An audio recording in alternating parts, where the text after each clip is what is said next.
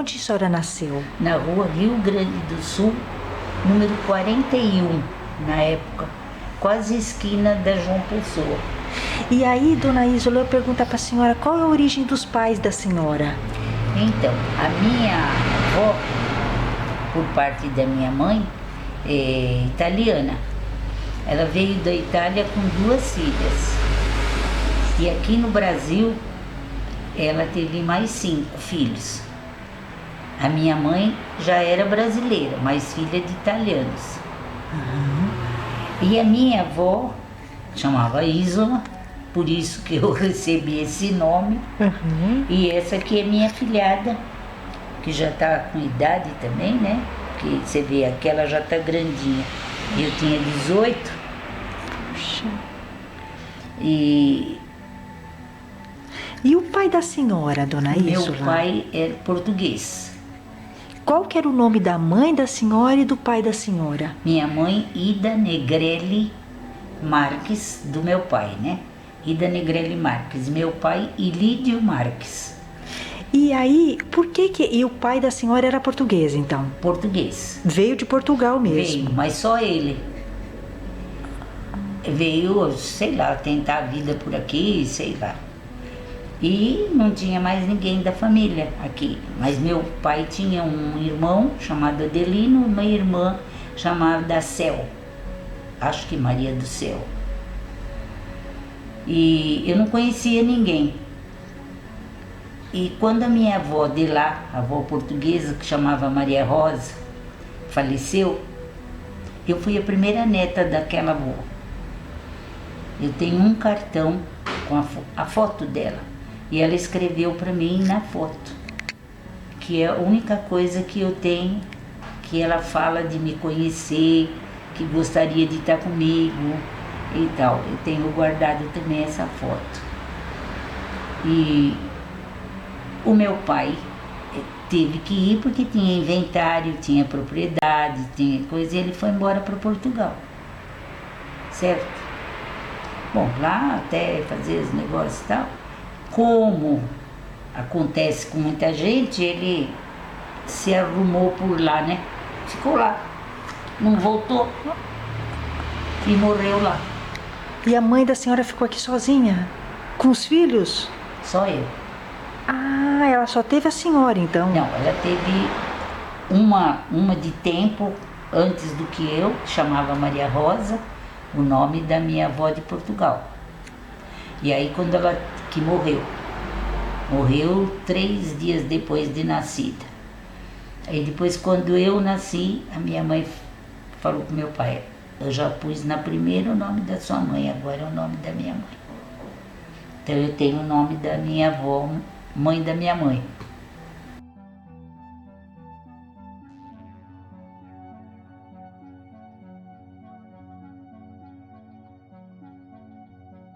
A infância, eu vou falar, apesar, eu nasci, a guerra acabou, eu tinha 5 anos, 6 anos. O comecinho da minha infância, era uma vida, não tinha nada, né? Não tinha televisão, não tinha, não tinha nada, vai, assim, eu lembro assim que quando eram umas 6 horas da tarde, todas as pessoas acho que jantavam mais ou menos essa hora. E quando acabavam, as mães arrumavam a cozinha e tal, e punham a cadeira na calçada, as mulheres punham, sentavam, faziam crochê, ficavam conversando, e os filhos ficavam brincando na frente delas. Então eu brinquei muito, muito mesmo com os filhos, conheço até hoje, e os filhos dela, inclusive de uma delas, foram meus alunos no 1º de maio. Do seu Isaac Goldberg, que tinha uma casa de móveis ali na João Pessoa, na esquina. Logo depois tinha o café da dona Helena Musumeci, que o Cláudio Musumeci, que era o diretor da fazenda depois, era filho dela, ele me carregou no colo. Porque nós morávamos assim, tudo perto. São Caetano tem aquela rua assim, eu lembro, tinha a pensão italiana, tinha a farmácia do Alderige, o Dr. Flack também tinha consultório nessa época lá. Que mais? Bom, era uma vida. Eu lembro de um incêndio que teve. Nossa, minha avó ficou muito abalada, viu? Inclusive, que era velhinha, né? Ali no Cibus, na rua João Pessoa. Foi um incêndio assim que em São Caetano não tinha coisas assim muito. E eu lembro que o centro, a rua João Pessoa, a Rio Grande do Sul, a Santa Catarina e a Manuel Coelho eram de paralelepípedo, assim, até uma certa altura, porque eu não sei se lá para cima ia, porque o resto era a mesma João Pessoa, até a rua Amazonas, a rua João Pessoa, até a rua Amazonas era calçada.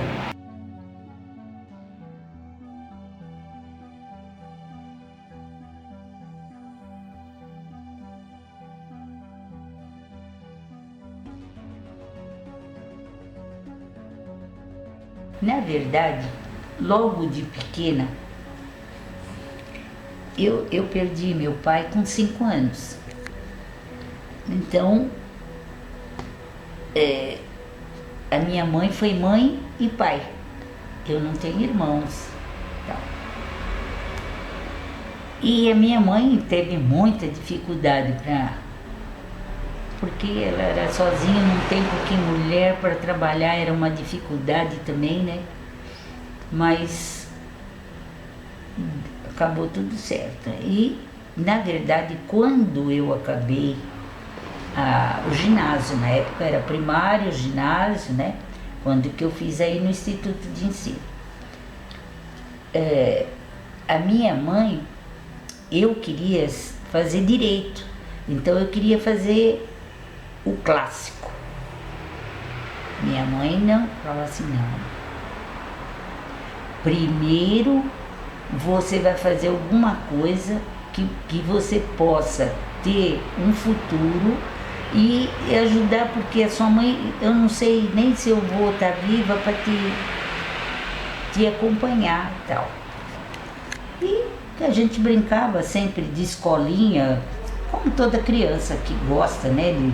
Eu já tinha feito o primário, já tinha feito o ginásio e me interessei pela coisa.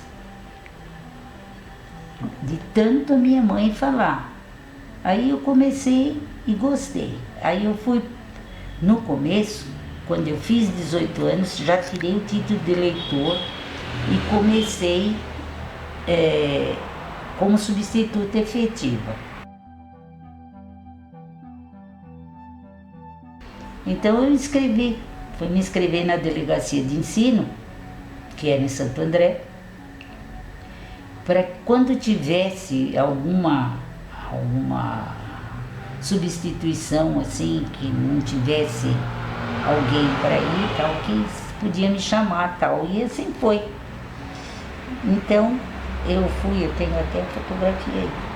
Eu entrei no estado, pro fundamental, e eu fui dar aula no Odila Bento Mirarque em Mauá, numa época que não tinha ônibus direto até Ribeirão Pires. Não passava por Mauá. Os ônibus para eu ir para Mauá, para essa escola, ela ficava entre o centro de Mauá e Ribeirão Pires. Era um ponto depois da Porcelana Real. Então eu tinha que ir, você podia ir de trem para Mauá ou de ônibus. Aí em Santo André, em frente à estação da Estrada de Ferro de Santo André, saíam umas peruas de 40 em 40 minutos para Ribeirão Pires. Só que elas tinham horário, de 40 em 40 minutos. Se você não tomasse aquela, só depois de 40 minutos. Então, Mauá, a turma para chegar lá era difícil. Então, a diretora de lá fez o período abaixar um pouquinho, em vez de entrar às 7 da manhã, às 8 da manhã, tinha que entrar 15 para, que era das 8 às 11, das 11 às 2 e das 2 às 5. Antigamente, a estrutura do primário, das 8 às 11, das 11 às 2, saía uma turma e entrava outra, das 11 às 2 e das 2 às 5. Então, ela pôs para entrar 15 para as 8, para a gente poder sair 15 para as 11, para conseguir tomar a perua que vinha de volta.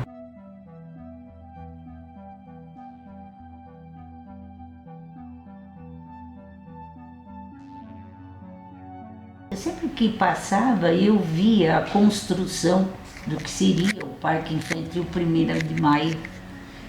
Estava construído ali, mas não estava ainda funcionando tudo. Eu dizia assim, poxa, que bom não você trabalhar assim num lugar. E eu fui atrás. Aliás, a minha mãe foi comigo. E nós fomos atrás, perguntar, queria professora, não sei o quê, que eu não tinha especialização de pré-escola na época, mas que eu já trabalhava no curso infantil do SESI, né? E ficou. Em 1958, nós fomos admitidas, assim, oficialmente no registro, nós fomos em outubro de 58. Só que a partir do mês de junho de 58, nós trabalhamos até outubro sem remuneração e sem o contrato ainda. A gente sabia que ia ser contratado, mas nós fomos diretamente com o secretário da Fazenda, Cláudio Mussumessi. Nós fomos comprar todas as coisas para equipar a escola. Compramos material de bandinha, compramos tudo que precisava, brinquedos, de jogos, decoramos a escola. A marcenaria da prefeitura até ajudou, nós fizemos umas figuras em madeira para colocar na parede, e eles que cortaram para nós e depois nós pintamos, assim que nós encarregadas da decoração, e a partir do mês final, acho que de julho, agosto, nós já ficávamos na escola fazendo matrícula, inscrição para matrícula. As matrículas das primeiras crianças que iam. Não foi vetado a ninguém. De 4 a 6 anos podia fazer a inscrição para matrícula. Naquela época, e nós fomos contratadas oficialmente em outubro de 58. Eu digo que eu sou a primeira professora de EMEI, né? Mais antigo Parque Infantil, porque a minha contratação saiu um dia antes do que o da Marli. Mas nós fizemos muita coisa antes do oficial, juntas dentro da rede.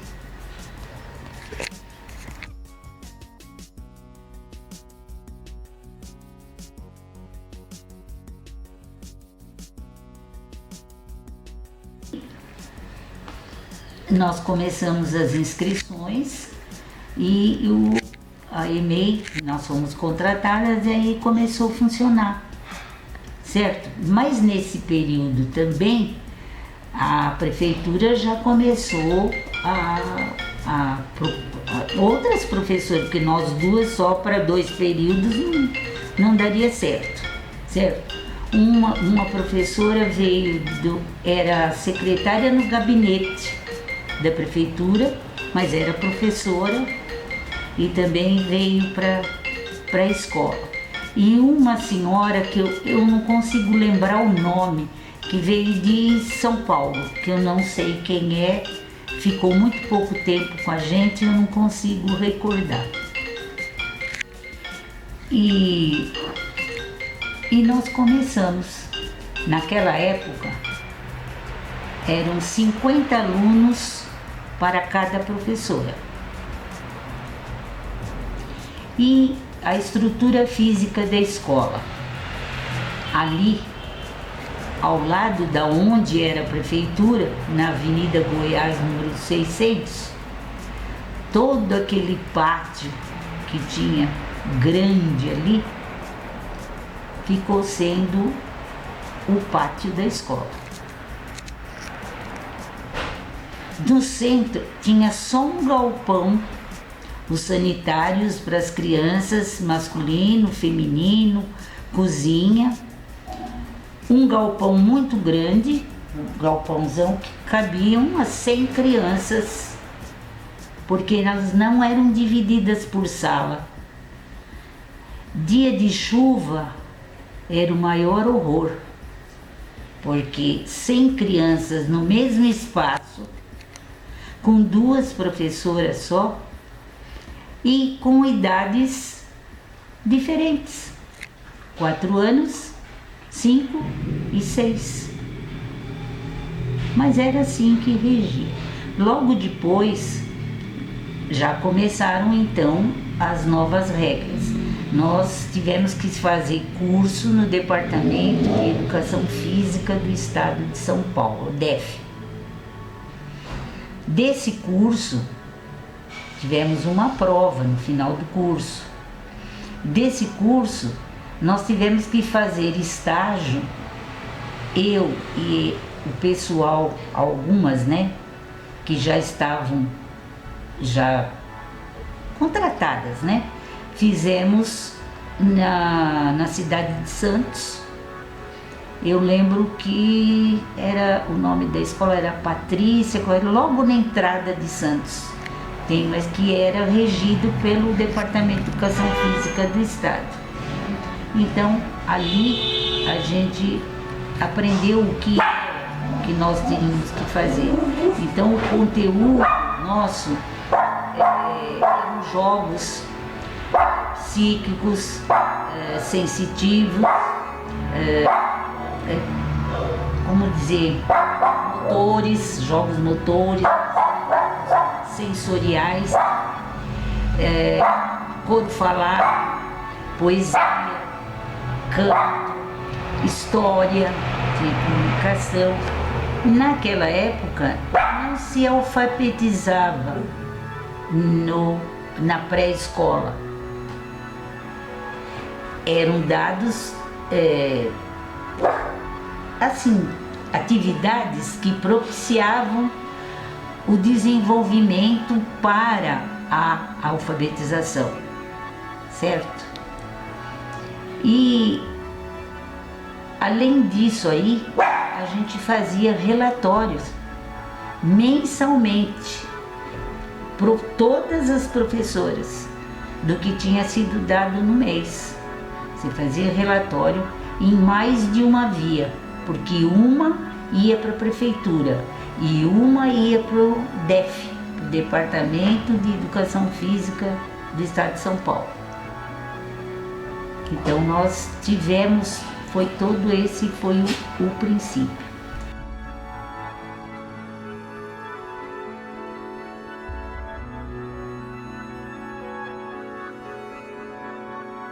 Como eu falei para você, tinha um galpão, os sanitários, a cozinha, um pátio com escorregador, roda, e no centro desse pátio tinha um quiosque coberto de sapé. Porque impossível dar alguma coisa dentro de uma sala com 100 crianças, porque ainda com idades diferentes, por causa da atenção. A gente dividia assim os menores, uma ia lá para fora nesse quiosque e os maiores ficavam tendo outra atividade dentro desse galpão, porque a gente tinha que fazer alguma coisa para conseguir adaptar. Não tinha diversas salas. Tinha também na estrutura, no prédio, para dentro uma sala de espera, assim. Tinha a diretoria e banheiro dos professores e alguém. E coisa muito interessante que aconteceu nessa época, o prefeito era o senhor Oswaldo Samuel Macei, que de todos os prefeitos, que quase todos foram meus patrões, né? E que eu conheci, era uma pessoa muito especial com criança. Ele amava mesmo as crianças, viu? Quando ele tinha algum problema, que na prefeitura ele não conseguia, por causa de muita gente que aparecia e tal, ele vinha com um assessor, com pessoa que precisava, ele vinha, entrava pelo portão que dava na diretoria, pela porta, né? Eles se trancavam lá, trabalhavam. Depois que ele fazia o serviço dele, ele vinha e com o instrumento da bandinha, o sino, eu vejo, estou falando e estou vendo. Ele pegava aquele sino e batia. As crianças, da onde elas estivessem, no brinquedo que estivessem, vinham todas correndo. Ele sentava numa cadeirinha, quase que sumia com as crianças em cima dele. Ele brincava com as crianças, ele conversava e tal. Ele dizia que era para ele era o lugar que ele dava uma relaxada. E depois pegava com os seus assessores e voltava para a prefeitura, porque era vizinha, né? A prefeitura com a escola.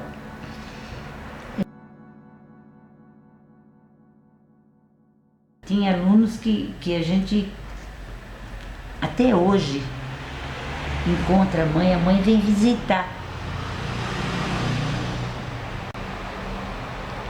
Das lembranças da escola, né? Tem alunos que a gente não esquece, uns pela beleza, pela inteligência, outros porque são safados, levados, né? Tem umas histórias assim bonitas. Pena que agora é aquela praça com aqueles arcos, mas ali, logo que nós chegamos, nós plantamos uma seringueira, que quando eu saí de lá ela estava enorme, era maravilhosa. E tinha uma paineira no 1º de maio. Então, quando começavam aqueles frutos da paineira, a criançada pensava que era abacate. E tinha um pedaço do pátio que era aqueles pedregulhinhos. Quanta palestra que não podia, porque eles pegavam as pedrinhas para tirar no abacate. Aí depois aquilo começava a abrir e saía a paina, né? E era uma festa aquilo para a criançada, viu? Então tem umas coisas assim bem...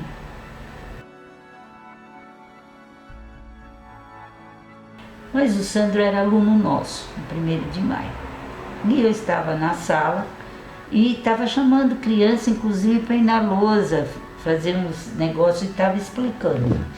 E ele pediu para ir ao banheiro. E eu deixei, ele foi, estava demorando para voltar. Larguei o que estava fazendo, fui atrás para ver o que estava acontecendo. Não estava no banheiro. Falei, bom, fui para o pátio brincar, né? Saí no pátio, olhei, não achei o Sandro. Mas tinha do lado, que foi antes de construir o galpão, esse novo que eu falei para você, ele ia até o outro lado da escola, e quando a gente saía da entrada aqui, que mudou essa entrada aqui, você vai ver que já ficou diferente aqui. Aqui assim tinha uma roda, que eles brincavam muito naquela roda. Fui e o Sandro não estava. Aí começou a me dar desespero, comecei a chamar alto, né, pelo nome, né, Sandro. Nada. Nisso toca a campainha. A gente olhou, não tinha guarda naquela época. Alguma coisa estava porque ficou sem guarda um tempinho, depois logo voltou. Olhei, era o Sandro e a mãe. O Sandro pulou. Como? Se você perguntar para mim, não sei. A ginástica que ele fez. Ele pulou o portão, tomou um táxi ali no Jardim 1º de Maio, que tem o ponto de táxi ainda até hoje ali, do ladinho, na Manuel Coelho, na esquina ali. Tomou um táxi e foi para casa. E o táxi levou esse menino. E a mãe veio. E eu estava desesperada na escola à procura dele. Como você vê que professor passa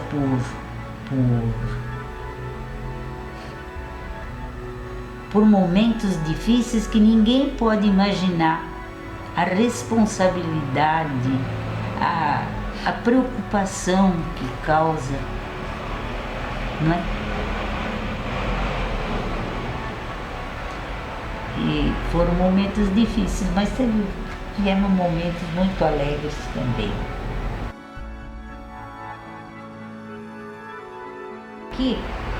Aí, quando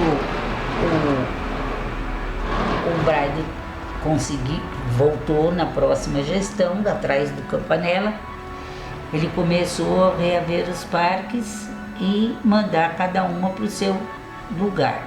Nessas alturas já era por concurso, porque a partir de 1961 todo mundo passou para o CLT. Quem não tinha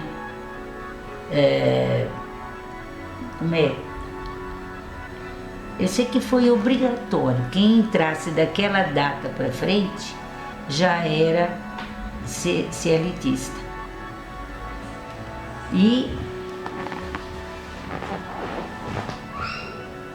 eu tinha ido ele chegou, foi pondo, eu fui pro Emílio Carlos.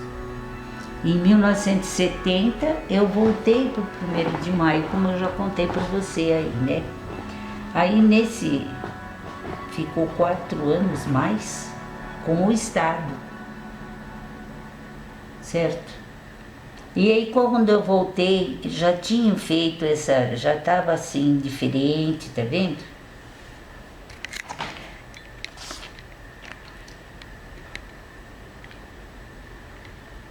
Aqui, no começo, era um corredor, era tudo como uma treliça, tinha uma porta basculante grande aqui, que fechava, mas neste modelo aqui, né?